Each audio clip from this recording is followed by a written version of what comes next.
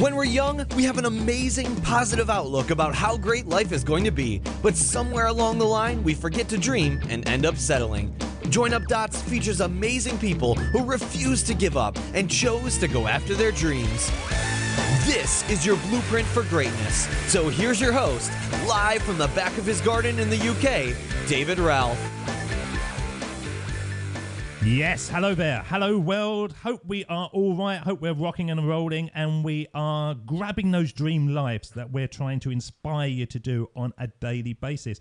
I've got a chap today who is from the UK. I love speaking to people in the UK. It's funny. I enjoy it more on the mic than I do generally in life. I don't know why that is. They have a kind of different way of responding to questions than you don't get from the lovely Americans and the Australians. He's a chap from the UK and he's certainly got an interesting story to tell. In fact, it seems to me his whole life is built around the use of stories and weaving them into amazing, effective ways that can help us all unlock the doors and remove the obstacles that we find in front of us time and time again. Doors to a life that I suppose it is as much play as work and as much work as play.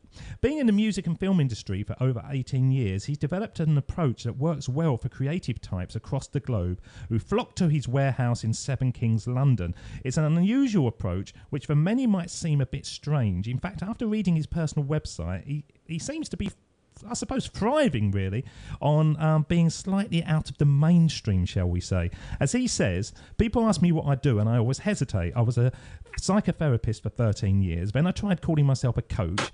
I've been to India and trained in Tantra, but that doesn't quite qualify me to call myself a guru. And I've been buried alive and fasted in the wilderness for days on end, but that doesn't quite make me a shaman. And psycho-therapeutic shamanic coaching guru is a real mouthful. Blimey, I'm amazed I did that. So let's find out what he calls himself today as we bring onto the show to start joining up the dots of his life, the author of Play From Your Effing Heart, the one and only Jerry Hyde. How are you, Jerry? Morning, David. I'm good. How's it going? It is going rocking and rolling well. You're just up the road from me, which I could almost put my hand out the window and we could touch. I don't know if that's a good thought for you.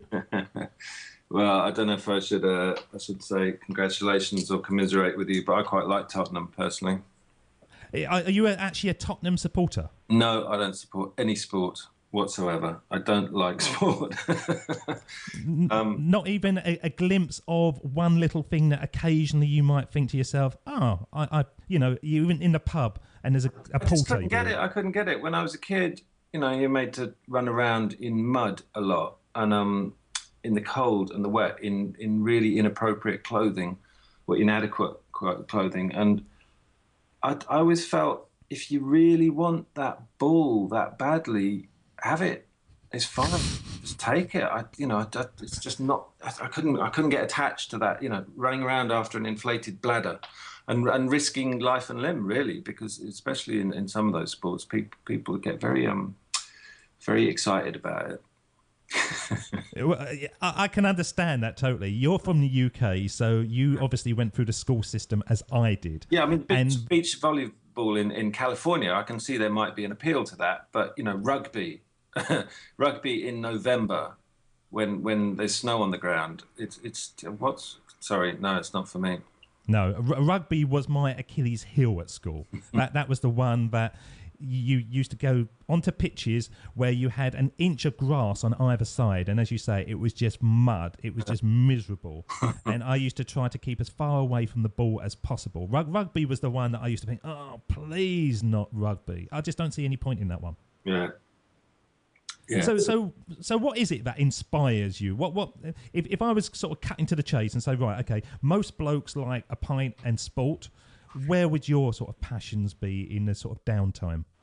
Music, and a pint and sport is kind of as far away from what inspires me as possible. Although I have learned that the company of men is a very important part of my job. Actually, I run a lot of groups for men, and I think it's built on the basis of we're kind of almost rule breakers in that we sit down together and we talk about things that we feel.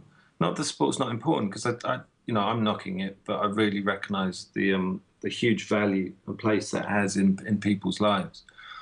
But it's like one of the guys in one of my groups said recently, if I go down the pub and one of my mates says, "How's it going?" and I say, well, it's not too well. They'll go, "Hey, have a pint. Did you see the game?" And that's the kind of there's these unspoken limits to what people can talk about. And I like to sit down and really find out what's going on for people. And especially, I'm quite blessed in the crowd of people that I seem to have accumulated around me. There's very, very creative people. And they inspire me all the time. And half the time they seem more on top of things than me. And that's really exciting. I think it's, that's why I've ditched or struggled with the term psychotherapist. I think psychotherapist sort of suggests that you've sorted yourself out, and that's a state of being that I'm not even sure if I believe that it exists. And I like to say to people, I'm really not any more sorted than you. I'm just curious about myself and curious about how you function, and everything that comes out of my mouth to other people tends to be what I need to listen to for myself. So yeah, talking to people, that's the most inspiring thing I've found. So have you always had that? Have you always been a curious chap, even as a small lad? No, I don't think, well, was I curious? I mean, I grew up quite isolated. I lived out in the sticks. We're talking way pre-internet. People used to come around and knock on my nan's door and give her a sixpence to use the phone because she was the only person in the neighbourhood with a phone. There were no kids. I didn't really meet another kid till I was 5, and we moved away and I went to school. But curious in as much as I was probably one of those people that would take one of my toys to pieces to see how it worked. I was never very good at putting them back together again afterwards. But yeah, I'm always watching what makes people tick and things tick. I can't help myself, really. It's not something I'm doing consciously. It's just, that's how I operate, So that's a long-winded way of saying yes, I suppose. That's what we like. It fills in the gaps. It fills in the gaps. As we talked about before, you don't have questions planned and I don't have any answers planned. And that's quite exciting to me because, I'm thinking out loud. I haven't rehearsed any of this. I've not a clue where we're going. And that to me, as I answer these questions, I'm answering them for myself as well. I'm not reading off a script. So I don't know what I'm talking about most of the time. And it's quite interesting for me to kind of listen to what's coming out of my mouth. Because that happens all the time for me. I go, I didn't know that about myself. Yeah, that's true, isn't it? So it's fun. I've had the same thing on this show. I'm almost in therapy, I suppose, where people will ask me questions and I've never even thought of the questions until I say it. And as it's coming out my mouth, I'm actually thinking, yes, I've never thought of this. I think I've solved something in me. And it's fascinating when you do let your brain just go into sort of free flow, what actually comes out of you. And I suppose 30% is rubbish, and then 70% is gold, and then sometimes it can be the opposite way round. But there's always something that comes out of you, and you think, blimey, never thought of that before, but that's probably right. Yeah, exactly. No, I like to...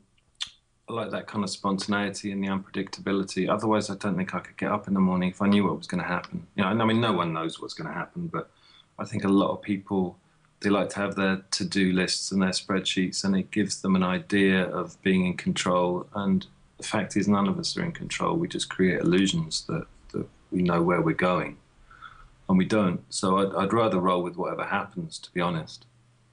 Did you believe that we're not here to actually shape our realities, we just go with the flow? No, I think both are true. We're here to shape our realities with whatever happens, but you can put whatever you want in the diary. There's no guarantee you're not going to walk under a bus. So you work with it as best as you can. But we're all out of control. Nature's out of control. We don't know what the weather's going to be like tomorrow, and we don't know what's going to happen in the economy and all these things. It's totally unpredictable. And we give ourselves little pointers and guidelines and filofaxes and what have you that give us a notion that we have some kind of control over it. But I think it's a lot less than we tell ourselves. There's nothing wrong with imagining you're in control.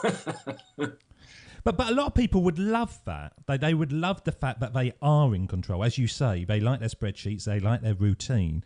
But we all like that reality that there's a routine around us, but you really like the fact that every morning you wake up and you think, what's going to happen today? No, I don't think that far ahead. I have no ambitions. I have no plans. I have no idea what's happening next. And yeah, when I say no ambition, that sounds kind of rather, downbeat or defeatist or something. It's kind of hard to describe, really.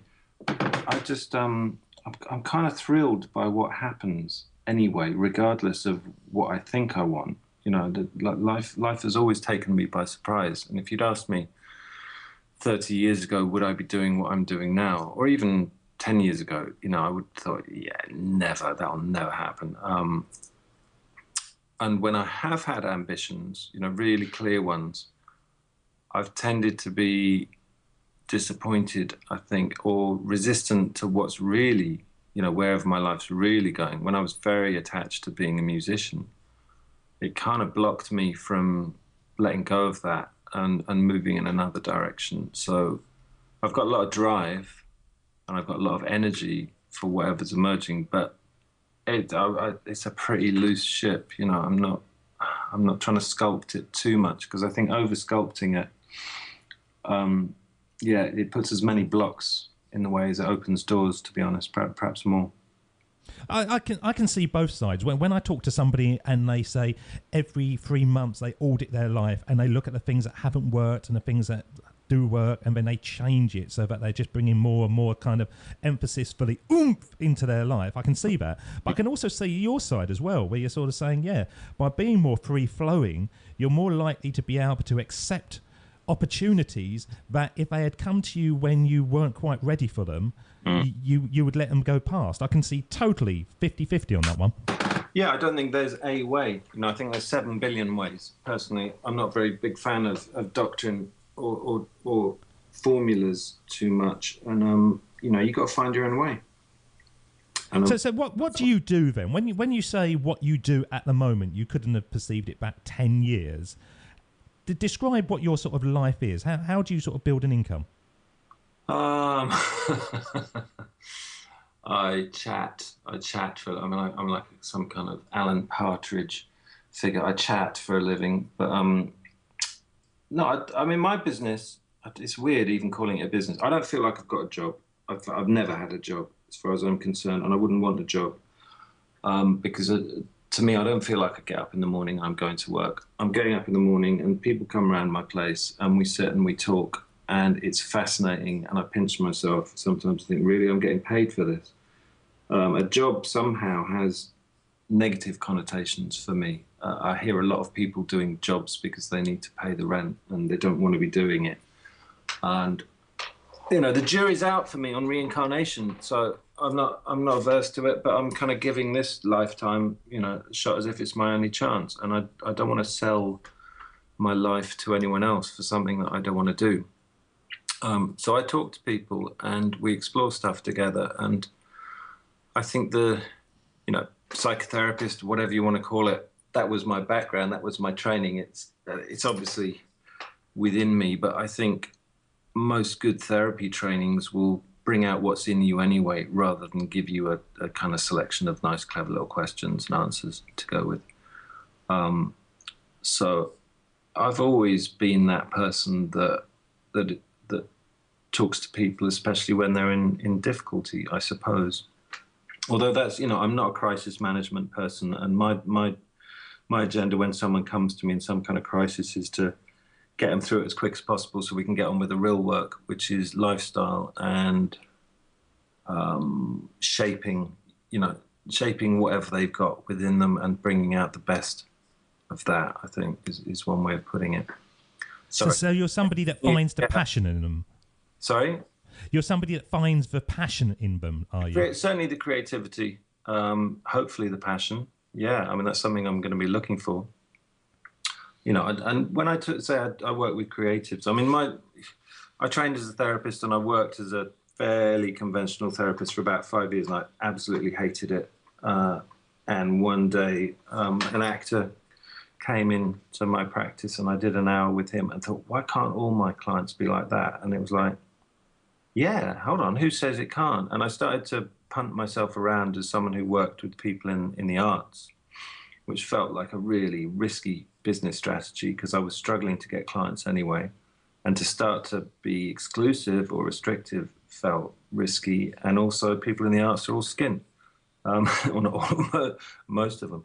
But that's when my business really took off, because I started to, tapped into my passion, which then tapped into their passion. And I was hanging out with people that really inspired me, and it's a circular thing. So the more I'm inspired, the more I feed that back into them, and it goes round and round, and it's exciting.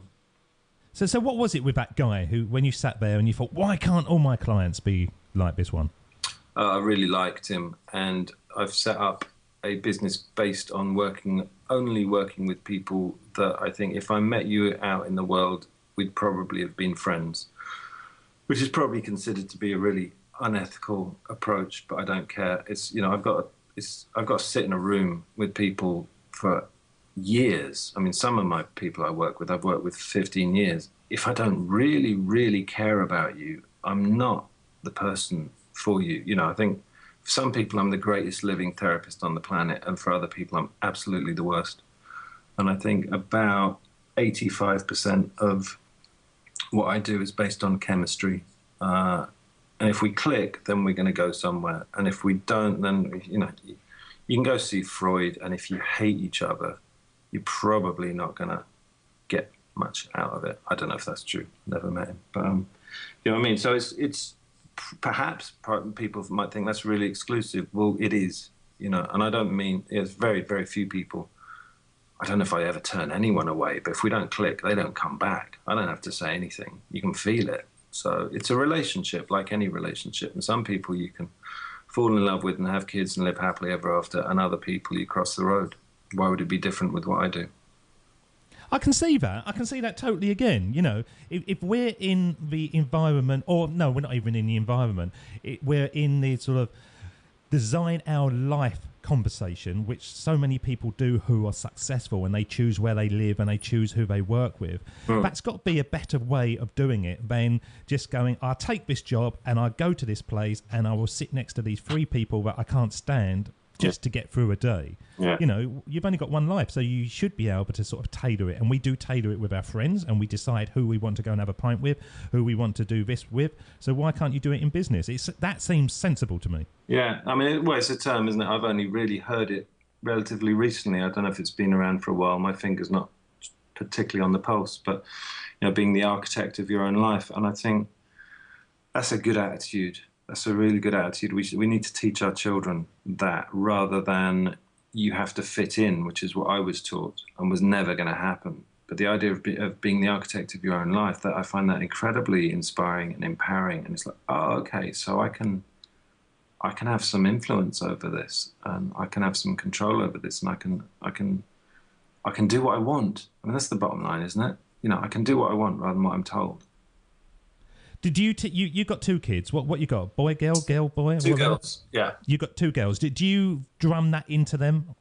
I don't drum anything into them, to be honest. I mean, I don't live with them, so maybe I'd be drumming more into them if I was there every day. No, I mean, what do I drum into them? It's not really my style of parenting.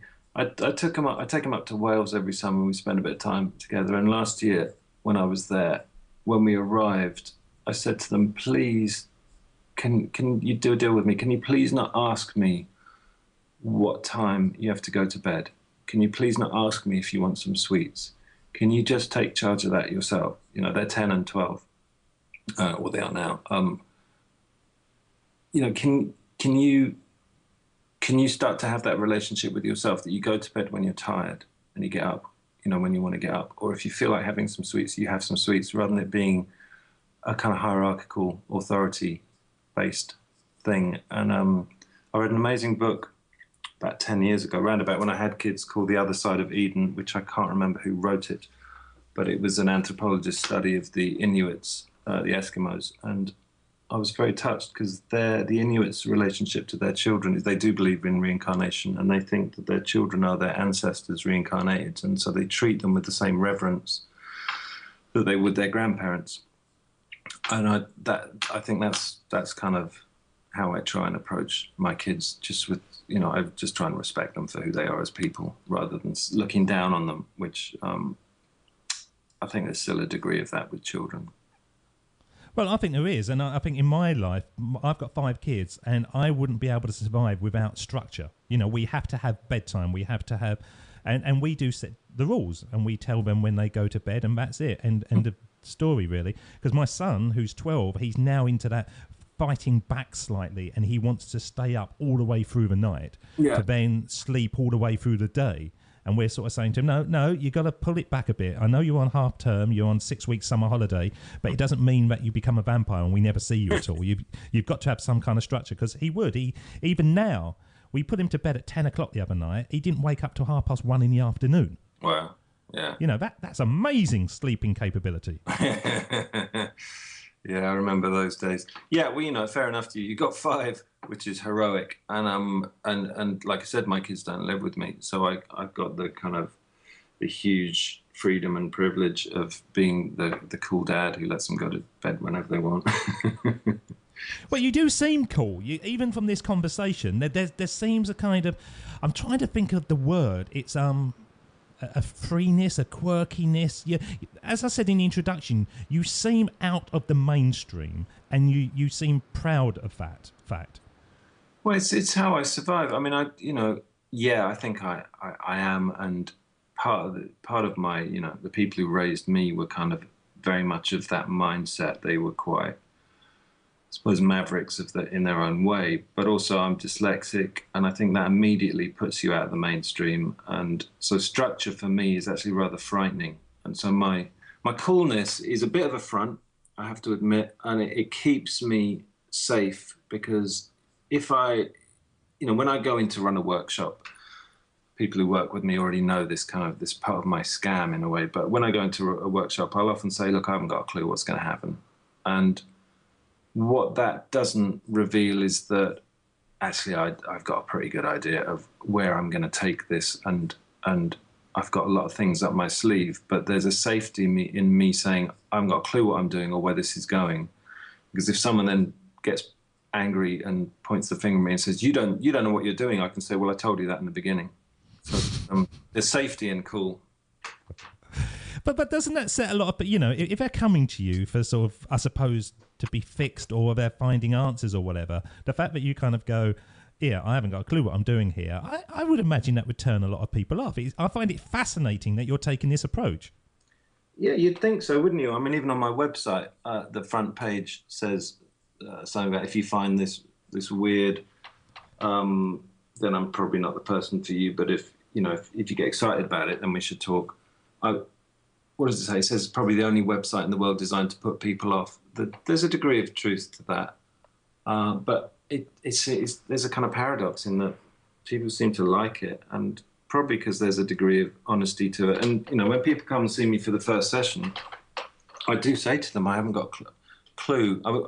I'm very good, kind of diagnostically. I can get to the heart of what someone's core issue is almost instantly. It's just a kind of instinct thing I've got. The thing I'm not very good is knowing what to do about it. So I can identify the problem, but how you fix it, God knows. And that can take 10 years. And that may sound a bit disheartening, but my favorite description, I suppose, of what I do is, rather than being the person who says, look, I know what the problem is, follow me and we'll sort it out. That wouldn't be true. I say to people, all right, let's walk into the dark together. Because I think if you're walking into the dark, that's pretty scary when you're on your own. But if you've got someone who's prepared to walk by your side and go, oh, look over there, that's interesting, isn't it? Or let's not go down that path, that's a bit scary. There's a kind of companionship that I think is really useful. But what people need to know whenever they go and see a therapist or a guru or anything is, you've got to do the work. There's no one out there that can tell you what the problem is really, or even if they can, there's certainly no one out there who can solve it for you. They might give you some information based on their own thoughts, but it's down to you in the end. So why would I present anything different than that? I'm just trying to be honest with people. Which is, why you need that friendship, you need that connection at the beginning. Yeah. Your approach wouldn't work otherwise, would it? No. And look, I have to also, I think it's really important to say, despite how it might seem, I'm not anti-establishment, and I'm not anti, the kind of blank canvas psychoanalyst where you never get to know anything about them, whether you like them or not. Is in fact, if you don't like them, that's a very important part of the work. I think that's very valid, and it completely suits some people and how they're going to learn and deepen. And I'm just offering something a bit different, so there's more choice out there. So let's take you back a bit, because I was fascinated when you've been to India. That's the first bit, and trained in Tantra. But then the bit about you've been buried alive and fasted in the wilderness for days. Was that actually true, or was that just something that you put on your website? No, they're true. I mean, true-ish. I've certainly done the fasting. I mean, I've run a lot of courses which are based on sending people off on their own, and you don't eat for 4 days, and you just sit outdoors. You pick a spot, you sit down. You don't really move for 4 days, and that's quite challenging. The buried alive thing, that was a bit of a disappointment. I signed up for it, certainly, and I was hoping for the whole, underground, 6 foot under thing. And when we got there, they probably because of health and safety or some rubbish, we did sleep I didn't get much sleep, in a grave overnight. So we had to dig our own graves and get into them, and blankets and tarpaulins were kind of nailed on top. So you were enclosed in the earth, but it wasn't the full coffin thing, which you can do that with breathing tubes and what have you, which is pretty terrifying. But I did burial light. It's beyond terrifying now. I can't understand why you would want that in the first place, being buried underground. What does that give you? There's a Jim Morrison quote that I can't remember. I put it in my book, and it's probably on my website, about, face your deepest fear and then you're free. Nothing will frighten you. So I don't, I've got a lot of fears behind my kind of cool exterior. I'm a pretty neurotic person, so anything that, takes the volume down on that. So sitting on my own, being buried alive, that was just a bad night's sleep, to be honest. I know that for a lot of people, I've slept in worse. It was just like sleeping in a ditch, really. But sitting on my own, that's been pretty frightening, out in the dark, because every little twig that snaps becomes a monster, in your imagination. And that's the trouble with being a creative person, I think, is having a very vivid imagination. So you stick someone out in the woods, in the dark, then, things get pretty vivid. Is it so important for our listeners to start working on confronting their fears? Depends how alive you want to be, doesn't it? I think this is what I mean when I say I'm not anti-establishment. If your agenda in life is you just want to feel safe and comfortable, if you can do that, God, I'd do that. I think I'm too messed up to be able to feel safe and comfortable. So I have to, I'm driven. I have to go out and challenge these things, because I carry a lot of fear. But if you're a gentle, calm person and you've got no interest in it, then no, why bother? Stay at home, read the papers, Because I'm a gentle and calm person. There's nothing really that gets me worked up. And I see some people, and they're kind of really passionate, and you see them, they sort of arguing and they're shouting, and then the next minute they're calm, and they kind of lurch from one to another. Yeah. And but I want to be alive. I want to be alive more than the next man. I really want, I want inspiration. I want that kind of feeling of, isn't this amazing? I've got this image, and a chap gave it to me, a chap who I'm meeting for a pint tomorrow night, actually, called Danny Montgomery. If you're listening, Danny, we're going to enjoy ourselves.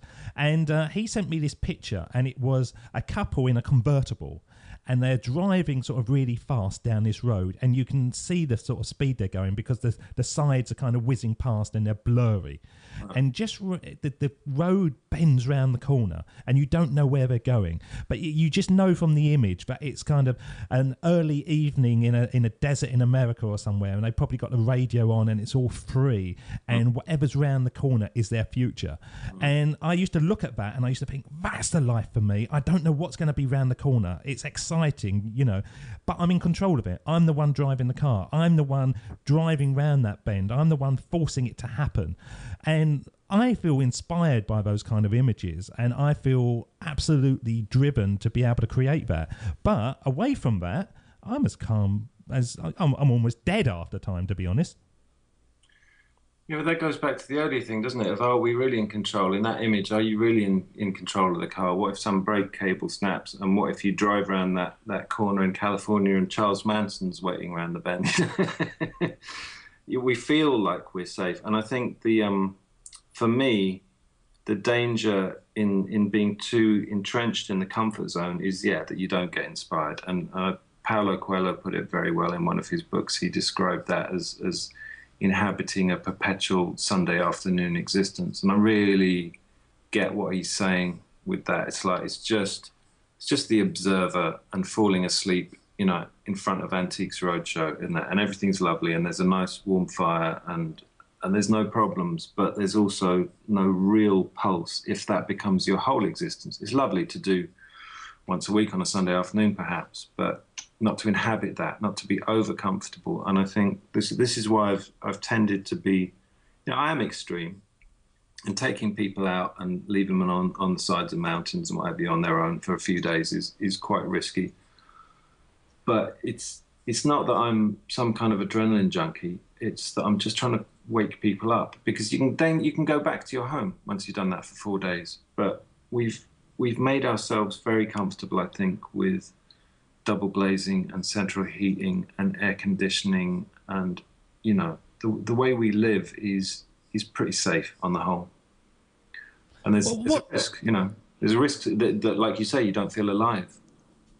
Well, what's been your scariest moment in life? Can you look back and think of a moment you think, right, really, I managed to get through that, but my God, every part of me wanted to run away from it? Because being a sort of musician, that's quite scary when you first get up on stage and you're playing and all that kind of stuff. Yeah. And a lot of your life seems to be, as I say, on the edge, where I would personally be scared all the time. Yeah, no, you know, playing live is pretty scary. My first ever gig was in Scotland, in Edinburgh, and we got canned off stage, and that was fairly terrifying. But we went back on the same night in front of the same audience and won them over, and I think that taught me a lot. If we'd just cut and run, I'd have probably never gone on stage again. So it was facing that fear and going, you know, we can walk away, but if we walk away, we've just got to pack our guitars up and forget this. Or we've got to go back on stage in front of this hostile audience and win them over. And the ability to win people over and conquer our fears was, you know, I mean, I was 18 or 19 when I did that. That was a good life lesson. And what was different between the performances? Why did they hate you and then love you? I think we were just really determined to win them over, and that we just communicated that energy somehow. I think we were a bit complacent and probably arrogant, and had an expectation that we, you know, because we knew we were the next Rolling Stones, right? And then we realized we weren't very quickly, and we had to step up. So there's, it's quite easy when you're young to have that sense of entitlement. You know, Prince Charles got into a lot of trouble a few years ago for knocking people who go on X Factor and things like that, and say people feel entitled to fame, and they don't realize that actually you've got to work hard. And people kind of gave him a bit of a kicking for saying, oh, you're putting people down. But I thought, nah, you know, whether you like the Spice Girls or any of these kind of prefab bands, which I don't, I still admire them, because, you know, it takes a lot of work. You got to work really hard to be in one of these horrible little boy bands. You know, that's a product of Simon Cowell or something. You've got to work really hard. It's not just handed to you on a plate. No, we talk about that time and time again, where people benchmark the kind of overnight success. And even when you look at people like One Direction that seem to have been pulled together very, very quickly, and suddenly, bang, they're this huge band playing Wembley Stadium and stuff. You don't see the sort of the karaoke bars and the times they're in pubs singing as individuals. It was only when it was got pulled together that we noticed it. Yeah. And I take Prince Charles's point totally on that. Yeah. Yeah, well, people love to give them a kicking, don't they? Well, they do, don't they? They do. So let's get on to your book. You just released a book, Play From Your Effing Heart, which is a very strong title. And where did that come from? Because that has put you into sort of people's consciousness, isn't it? It's taken you from underground into Amazon, and you can't be more out there than Amazon. Yeah, I guess. God, I hadn't thought of it like that. Yeah, I mean, it has, and Amazon have, you know, bless them, they put it up there as my publisher. You know, my publisher didn't bat an eyelid when I asked if I could call it that. It was originally called the Keith Richards Health Plan, but Keith's people didn't think that was such a good idea, so I had to change it. And I was scrabbling around. That was actually a chapter heading, and a friend of mine said, no, that's the title, and it's a Bill Hicks rant, really. Where I mean, it's interesting, this conversation, how it's going, because he was actually really ranting against the One Directions, or obviously, you know, the people around at the time, the Marky Marks and the MC Hammers. And there's a very famous rant where he's saying, you know, I want my musicians dead, really. I want them, you know, to push themselves so far and be so authentic, and so driven that you know, the good rock stars die in a kind of puddle of their own vomit, rather than being the kind of homogenized, you know, pre-packaged one. So it's about utter authenticity, really. For me, that's what I'm saying. Don't hold back. You know, don't sell yourself, you know, halfway there. Put yourself all the way out there, and you will get humiliated, and you will get judged, and you will get shamed, and you will succeed, and you will feel at the end of the day that you've given it your best shot. But, you know, most of us don't, because we're so frightened of what other people will think or say. And there's a quote that I put in very early on in the book from that book that was out a couple of years ago called The 7 Regrets of the Dying. And it really kind of touched me, because it's a palliative care nurse who interviewed people in their last stages of life, you know, as they were dying, and asked them questions about what their greatest regrets were. And then she kind of cobbled it all together. And the number one regret from people was that they hadn't lived their own lives. They'd lived the lives that they thought was expected of them, you know, by other people. So that's what I'm trying to write, is a kind of call to arms to say, don't do that. Don't do what you're told. Don't do what's expected of you. Don't do what your family or society or anyone else dictates, including me. Do what your heart tells you to do. You know, be true to yourself. And, you know, this is not new. This is not a new teaching. By any means, people have been saying it. Shakespeare said this. It was above the door to the oracle in Delphi, you know, and the ancient Greeks. Everyone of any value has been saying forever, just be true to yourself. I'm going to play the words of Jim Carrey, because funnily enough, he's not quite Shakespeare, but he said exactly the same thing now. So I'm going to play this, because this is going viral on the internet, and it's shocking, as you say, that it's the same message time and time and time again, but we just don't buy into it. This is Jim Carrey. My father could have been a great comedian, but he didn't believe that was possible for him. And so he made a conservative choice. Instead, he got a safe job as an accountant, and when I was 12 years old, he was let go from that safe job. And our family had to do whatever we could to survive. I learned many great lessons from my father, not the least of which was that you can fail at what you don't want. So you might as well take a chance on doing what you love. Yeah. Why do you think, though, that we still have that live other people's lives? Because it's lunacy, isn't it? It's beyond lunacy, but I've done it for many, many years. I was living a life that I thought was expected of me. And I look back now and I don't go, what was I doing? I just think, yeah, I can see what I was doing. I was doing what everybody else is doing. But we've all got that in us. Yeah, I mean, we're taught that, aren't we? And again, I don't want to become hugely anti-establishment, but I probably am in many ways. I think you are, Jerry, aren't you? Oh, you bested me. Fair enough. But I am as well. I suppose I'm calming down a little bit. You know, I turned 50 a few weeks ago, so I'm just easing back a bit on my ranting. But I think to raise, maybe it's about population levels. Maybe we need to kind of box people in, because there's so many of us. I don't know. Maybe it's difficult to raise individuals, and we've got, you know, these big schools full of kids. it's like you saying, you know, you got to have structure when you've got 5 kids and they got to get up and all this kind of stuff, and to raise kids to be individuals. And so for us, I mean, there's a good example here. When my kids were little, they never slept, you know, really never slept. 2 of them, they're quite close in age, and we were up every night for years. And a lot of people would say to me, well, you've just got to let them scream. You just got to let them scream themselves to death. And after a while, they'll calm down and they'll go to sleep. And you know, there's books out on that, good little baby books, what have you. And I went to a friend of mine who I respected, and I said, look, I just don't know what to do, because my heart says I can't leave them to scream, but I'm going mad here, and I've got to get some sleep, and everyone's saying I've just got to ignore them. And he said, well, you got a choice. You can do that. You can ignore them, and they'll learn fairly quickly that there's no point in screaming, and they'll go to sleep, and you'll get some rest. And what you'll have is very, very socially adapted children that will grow up, and they will respond to other people, and they'll be very sensitive to other people's needs. Or you continue doing what you're doing, which is you respond to them when they're crying and distressed, and you go and comfort them. And you'll get kids who grow up to not be terribly socially adapted, but they'll have very good relationships with themselves. And that was a bit of a no-brainer to me.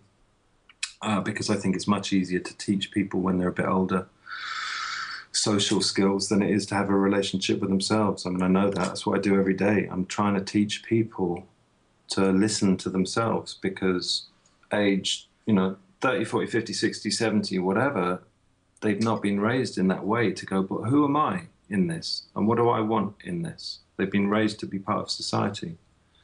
So it's a very difficult one, and it's got to be done on an individual level. I think if you start trying to treat kids in Tottenham schools like Inuit children, then it probably would be mayhem. But then, we got riots anyway. So what's the difference? Because I have conversations every day, and there seems to be 2 big dots in people's lives. One, when they're in a really bad situation and they know that they've got to take action to get out of it, and they look back on it and they go, yes, that was the best part of my life, even though it was the worst part of my life, because I've now found myself. But more often than not, the successful people that I've been speaking to, and especially the really successful people that I look at and I think, how the hell did your life happen? They all had that moment when they sat down and they asked themselves 2 questions, really. One is, what do I want to leave on this world? And literally all of them went, if I come and go without leaving a mark on this world, this terrifies me. I've got to do something about it. Yeah. And secondly, who am I? Yeah. Simple, that one question, who am I? And once they dig down into that and they realise their unique self, the value that they can provide to the world easily, then everything seems to be cooking on gas. Yeah, yeah.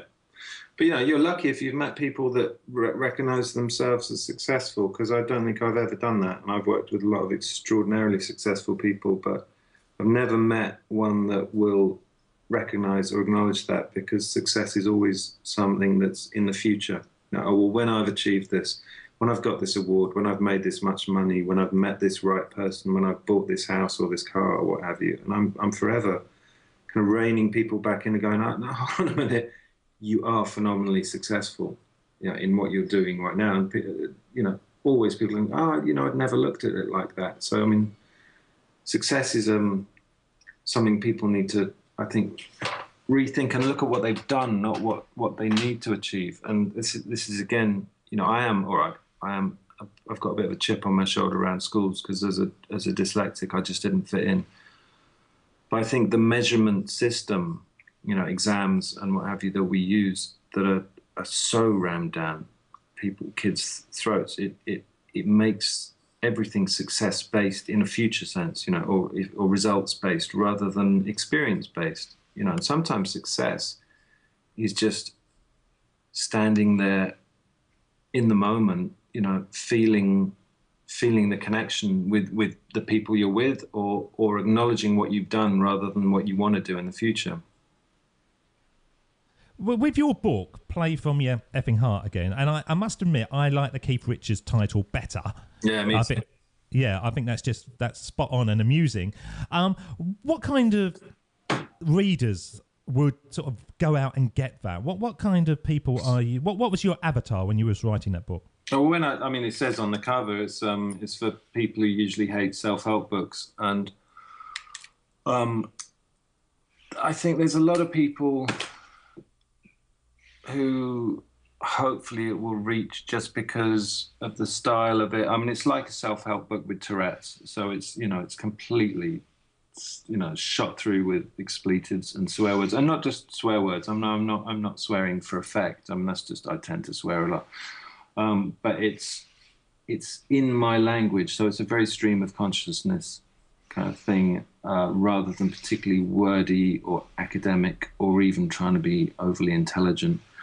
And plus, I was really lucky in that I got the artist Robert Crumb did the cover, and Robert Crumb will mean nothing to a great many people, but the people that I would hope will read it will get Crumb immediately. I mean, he did a lot of Janis Joplin record covers in the he did Joplin and the Grateful Dead and a lot of those underground kind of hippie comics. He did a lot of that stuff, and he's kind of semi-retired, living in the south of France now, and I was really lucky to get him to do the cover for me. So how did you achieve that? How did you get somebody who is kind of almost retired? Because when you mention those album covers, I'm quite into that kind of stuff, so I know exactly what you're talking about, but I didn't twig that it was the same person on your cover of your book. Yeah.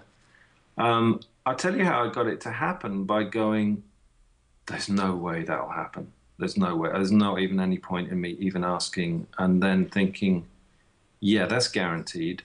But if I ask, there's, it's a long shot, but it might work. And so I just pushed through my own little self-censor that went, nah, there's no point in that. And he came around and did it, So, yeah, pushing through my own negative thoughts, I suppose. And that is the key to everything, isn't it? I was talking to a guy the other day, and I say the other day, I'll just tell you what episode he is if somebody is looking for him. He is episode 111, so it was a while ago. But he was, he's a 16-year-old guy in America, and I've mentioned him numerous times because I found him so inspirational. And at the age of 16, or earlier than that, he just had these two things in his head. Number one, I'm going to go out looking for no's, and he goes and just tries to get as many no's as possible. So he asks things that in his head is never going to happen, because he knows that if he does enough no's, he's going to get a yes, and then that's going to push him forward. Yeah. And the other thing that he just has in his head is, if I don't ask, I don't get. And it's as simple as that. And he was a huge inspiration to me, because I'm 44 years old and I'm listening to a 16-year-old kid, but I would like that I could sit there going, well, this is how you're going to live your life, sonny. And he's saying things to me and I'm thinking, oh my God, yeah, why are we not doing that? Why are we not going out and getting no's? Because you get enough no's, you're going to get a yes. And the yes are, blimey, they're powerful. There's this fantastically inspiring story that I read, can't remember where now, ages ago, about D-Day, which is obviously, 70 years? I think we just had the anniversary. But on D-Day, the Americans had loads and loads of really battle-hardened, seasoned troops who'd been through North Africa and Sicily and Italy and what have you. And so they didn't put any of these guys on the boats going into Omaha Beach, because if they put any of them on the boats, the ramp would go down and they'd hit the beach and they'd go, you're joking, there's no way I'm getting off this boat. This beach is impregnable.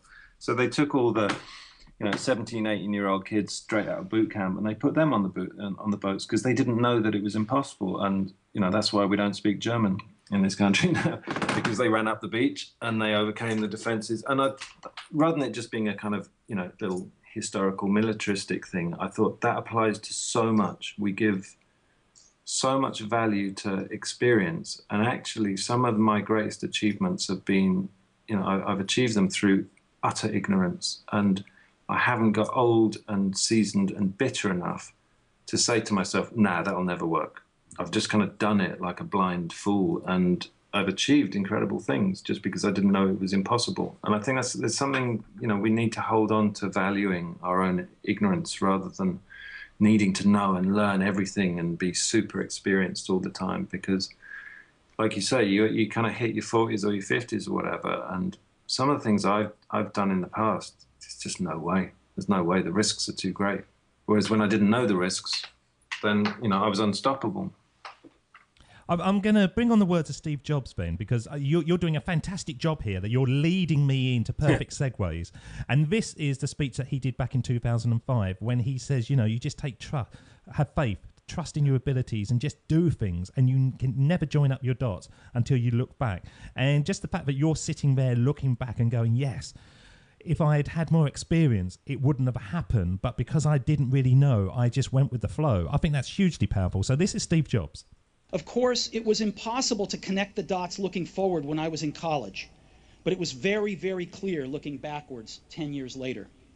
Again, you can't connect the dots looking forward. You can only connect them looking backwards. So you have to trust that the dots will somehow connect in your future. You have to trust in something, your gut, destiny, life, karma, whatever, because believing that the dots will connect down the road will give you the confidence to follow your heart even when it leads you off the well-worn path, and that will make all the difference. Because you're a chap that seems way off the well-worn path. You know, you really are doing your thing. Do you buy into those words? Oh, totally. I mean, that's what I mean when I say I don't have ambition. You know, I have trust. I have trust and I have faith.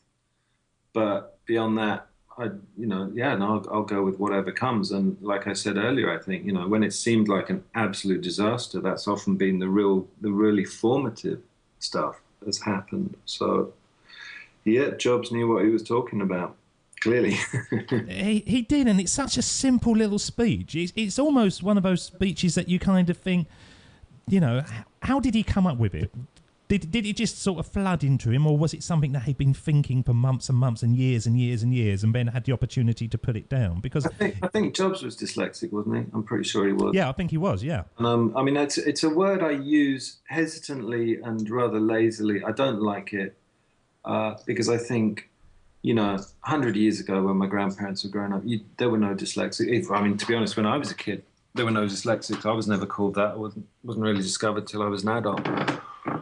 But 100 years ago, you had a much more fluid education system that I think it made allowances for people who weren't academic, and you became an apprentice. You know, you went and did something with your hands, which is much more in keeping with how I function. And I think, you know, the narrower we've got in our academic, you know, in our schooling system, the more the people like Jobs and myself and whoever, you know, don't fit into that square peg round hole scenario. You know, then suddenly you've got people who you consider have a problem, you know, and got behavioural problems or learning difficulties, all these different labels, and they didn't exist before because there was a place for them, and now there isn't.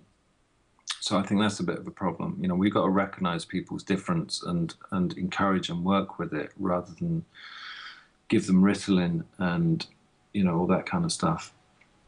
Well, we need different people, don't we? We need people that don't fit in, because then they show us a different way. We are the ones that are just following the herd all the time, and the people that don't fit in, they haven't got that opportunity to follow the herd, and they are the ones creating amazing pieces of work, and they're stimulating all of us to go, why not us? Why can't we do that? But because we're not choosing to do it.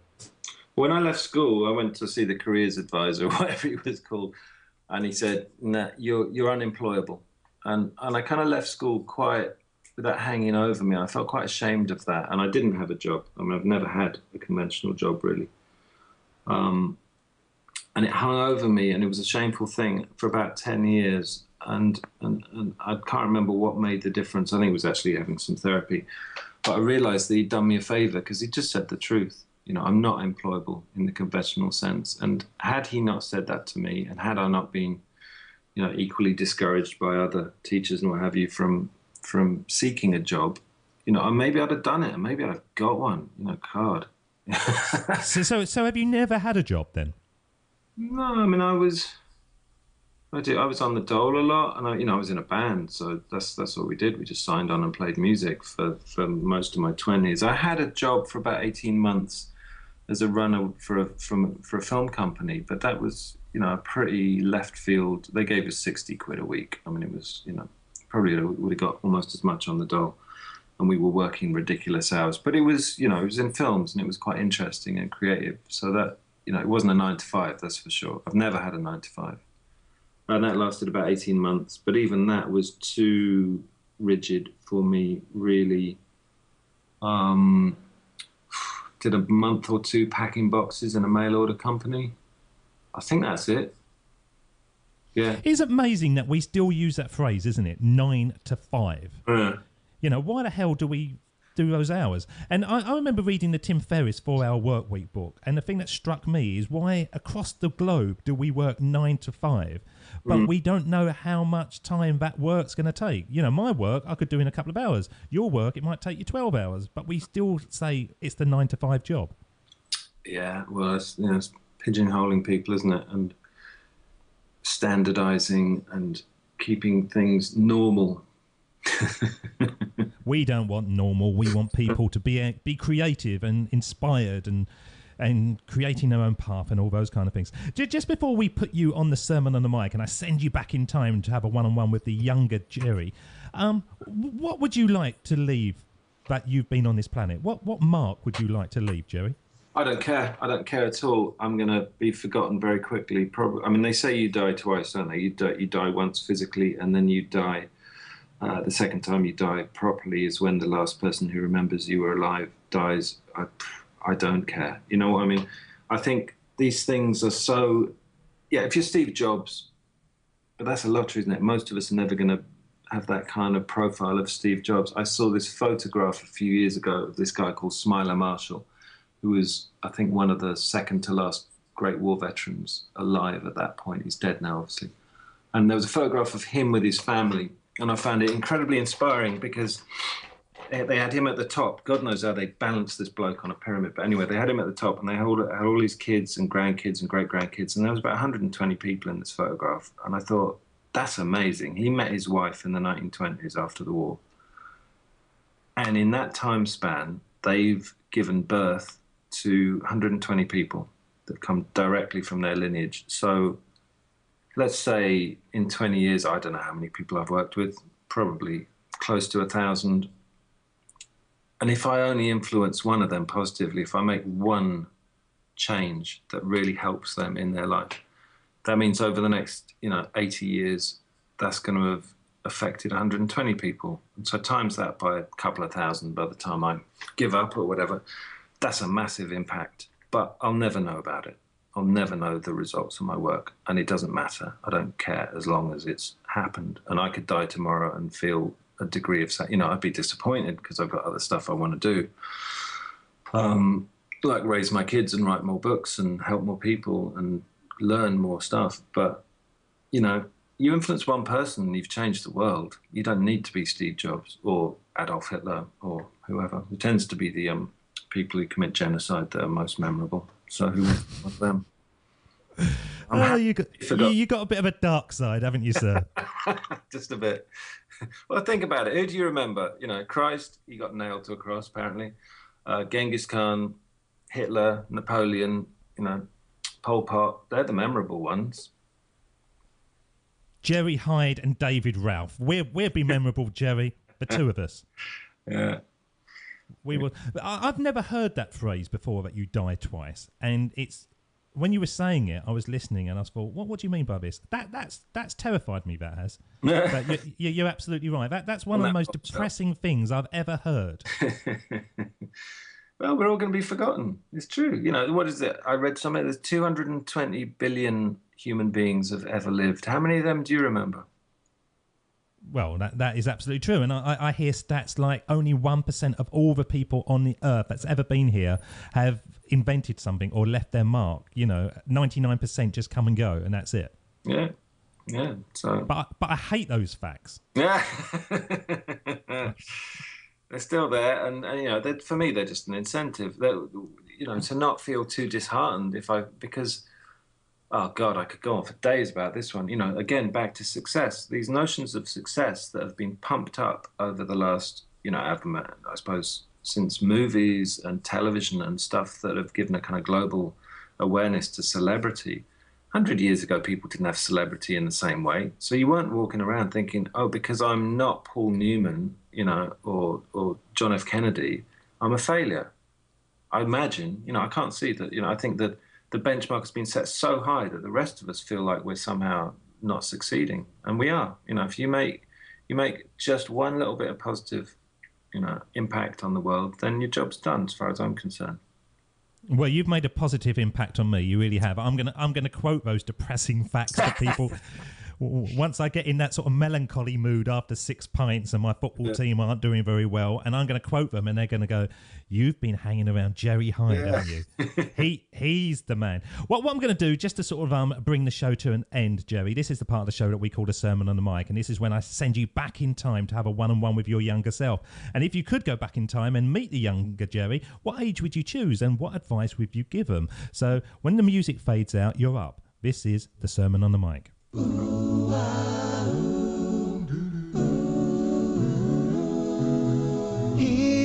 we go with the best bit of the show, the sermon on the mic, the sermon on the mic.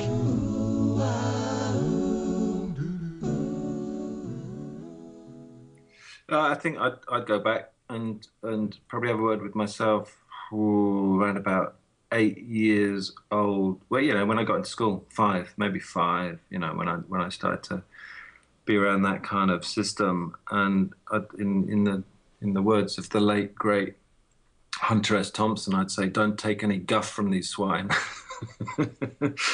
or perhaps more personally, I was raised by my maternal grandparents a lot of the time, and they were. I was alluding to that earlier. They were very kind of maverick people who they grew up during the First World War, and they saw their older kids in their school go and get slaughtered. And I was really taught by them, whatever you do, don't trust authority, because they're not to be trusted, because what they do is they get people like us to, get out of trenches and walk towards machine guns, and you're just cannon fodder. And they live their lives like that, not listening to what, not doing what they were told. So I think that's the most important message I got from them. And I'd go back and I'd say to myself, it's the same thing. Don't trust authority. Follow your own heart. Thank you. Jerry, how will our listeners be able to connect with you? My website, jerryhyde.co.uk, is probably the best way. It's got all my details on it. Beyond that, who knows how they'll be able to connect with me. They have to come and talk to me and see if it works. Well, we will put all the links and the show notes. We'll put sort of on Facebook and Twitter and whatever we can find, so people have got that opportunity. Thank you so much for spending time with us today, joining up those dots. I've really enjoyed having you on the show. You're a classic kind of Englishman. You're quite downbeat, and you've got a certain way of thinking, which it's an English trait, isn't it? It's so English. I don't know what it is, but we like the kind of underdog. We like to be underground. We don't like to be sort of blowing our own trumpet. Dunkirk spirit, mate. Yeah, that's right. It absolutely is. So please come back again when you have more dots to join up, because I believe that by joining up the dots and connecting our past, it's the best way to build our futures. Jerry Hyde, thank you so much. Thank you very much. David doesn't want you to become a faded version of the brilliant self you were once to become. So he's put together an amazing guide for you called the 8 Pieces of Advice That Every Successful Entrepreneur Practices, including the 2 that changed his life. Head over to joinupdots.com to download this amazing guide for free, and we'll see you tomorrow on Join Up Dots.